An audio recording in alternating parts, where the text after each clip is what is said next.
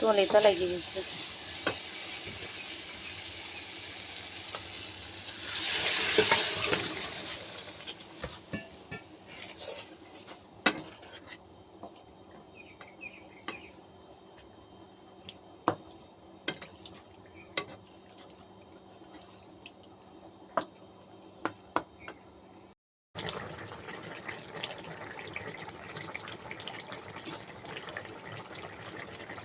শুধু মশলা দেখালাম আর তরকারি রান্না হয়ে গেল তাই দেখালাম, মাঝখানের কিছু কিন্তু সময় অল্পতার জন্যই কিন্তু দেখাতে পারলাম না।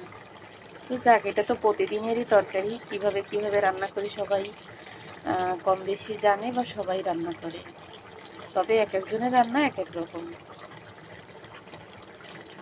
সিম, আলু, টমেটো আর হচ্ছে রুই মাছ। রুই মাছ কিন্তু ছোট ছোট, যে তোমাদের পুকুরের মাছ।